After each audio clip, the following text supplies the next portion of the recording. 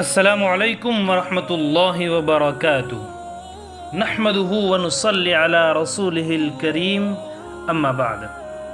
حضور اکرم صلی اللہ علیہ وسلم کی کوئی بہن نہیں تھی، لیکن جب آپ سیدہ حلیمہ سعدیہ رضی اللہ تعالی عنہ کے پاس گئے تو وہاں حضور صلی اللہ علیہ وسلم کی ایک رضاعی بہن کا ذکر بھی آتا ہے جو آپ کو لوریاں دیتی تھی۔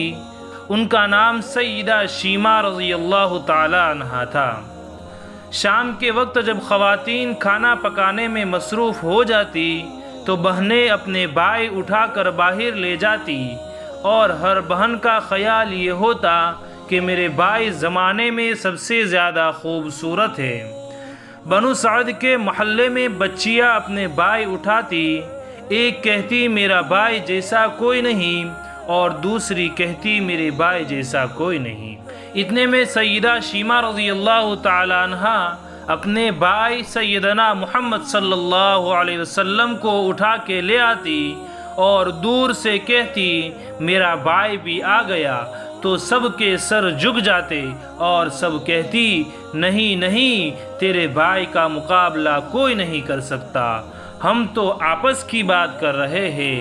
ابن ہشام سیرت کی سب سے پہلی کتاب ہے، اس میں یہ واقعہ لکھا ہے کہ سیدہ شیمہ رضی اللہ تعالی عنہ حضور صلی اللہ علیہ وسلم کو اپنی گود میں لے کے سمیٹتی اور پھر جھومتی اور پھر وہ لوری دیتی، اور لوری کے الفاظ بھی لکھ دیے ہیں جن کا ترجمہ یہ ہے، اے ہمارے رب، میرے بھائی محمد کو سلامت رکھنا، آج یہ بچپن میں بچوں کا سردار ہے، کل وہ جوانوں کا بھی سردار ہوگا، اور پھر جم جاتی۔ پھر وہ زمانہ بھی آیا کہ حضور صلی اللہ علیہ وسلم مکہ چلے گئے اور سیدہ شیمہ رضی اللہ تعالی عنہ بھی جوان ہوئی، ان کی شادی بھی کسی قبیلے میں ہو گئی۔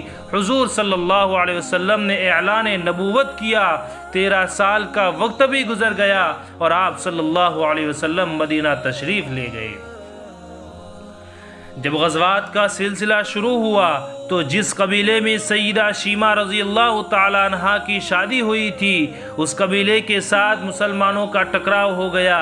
اللہ رب العزت نے مسلمانوں کو فتح عطا کر دی تو اس قبیلے کے چند لوگ صحابہ کرام رضوان اللہ علیہم اجمعین کے ہاتھوں گرفتار ہو کر قید کر دیے گئے۔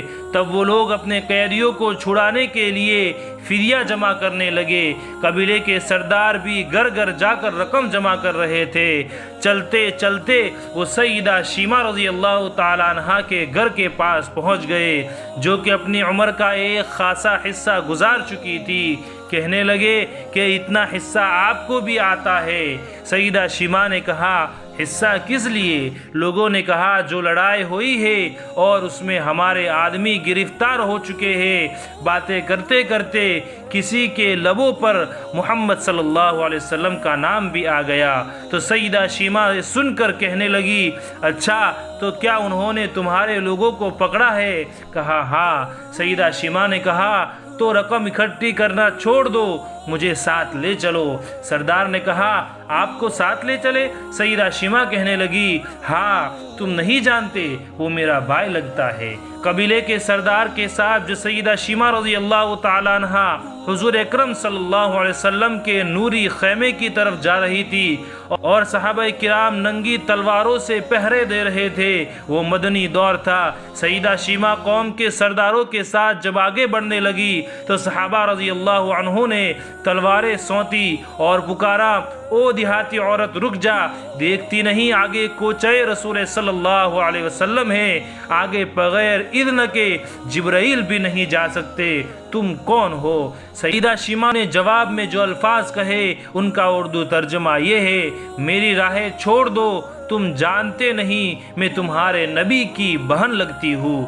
تلواریں جھک گئی اور صحابہ نے راستہ چھوڑ دیا۔ سیدہ شیمہ حضور صلی اللہ علیہ وسلم کے خیمہ نوری میں داخل ہو گئی تو حضور صلی اللہ علیہ وسلم نے دیکھا اور پہچان گئے، فوراً اٹھ کھڑے ہوئے، فرمایا بہن کیسے آنا ہوا؟ کہا آپ صلی اللہ علیہ وسلم کے لوگوں نے ہمارے کچھ بندے پکڑ لیے ہیں، ان کو چھڑانے آئی ہوں۔ حضور صلی اللہ علیہ وسلم نے فرمایا بہن تم نے زحمت گوارا کیوں کی؟ پیغام بھیج دیتی، میں چھوڑ دیتا، لیکن تم آ گئی، اچھا ہوا، ملاقات ہو گئی۔ پھر حضور نے قیدیوں کو چھوڑنے کا اعلان کیا۔ کچھ گھوڑے اور چند جوڑے سیدہ شیمہ کو تحفے میں دے دیے، کیونکہ بھائیوں کے دروازے پر جب بہنیں آتی ہے تو بھائی خالی ہاتھ تو بہنوں کو نہیں لوٹایا کرتے، لیکن آج کا زمانہ ان سب سے بعید ہے۔ اللہ تعالی ہم سب پر رحم فرمائے۔ حضور صلی اللہ علیہ وسلم نے بہت کچھ عطا کیا اور رخصت کرنے خیمے سے باہر تشریف لے آئے تو صحابہ کی جماعت منتظر تھی۔ فرمایا اے صحابہ آپ جانتے ہیں کہ جب بھی میں قیدی چھوڑا کرتا ہوں تو میری یہ عادت ہے کہ آپ سے مشاورت کرتا ہوں، لیکن آج ایسا موقع آیا کہ میں آپ سے مشاورت نہیں کی اور قیدی بھی چھوڑ دیے۔ صحابہ نے عرض کیا کہ حضور مشاورت کیوں نہیں کی؟ ارشاد تو فرمائیے۔ فرمایا آج میرے دروازے پر میری بہن آئی تھی۔ اللہ تعالی ہم سب کو بھی اپنی بہنوں کی قدر کرنے کی توفیق عطا فرمائے اور ان کے ساتھ حسن سلوک کرنے کی توفیق عطا فرمائے۔ خصوصاً بہنوں کا حصہ وراثت کے اندر جو بنتا ہے، اللہ تعالی ہمیں اس کو مکمل اور پورا دینے کی توفیق عطا فرمائے، آمین۔ اپنی اور دوسروں کی اصلاح کے لیے اچھی باتیں آگے پھیلائے، ویڈیو کو بھی خوب شیئر کریں اور چینل پر نئے ہو تو چینل کو سبسکرائب کر لیں۔ وآخر دعوانا ان الحمد للہ رب العالمین۔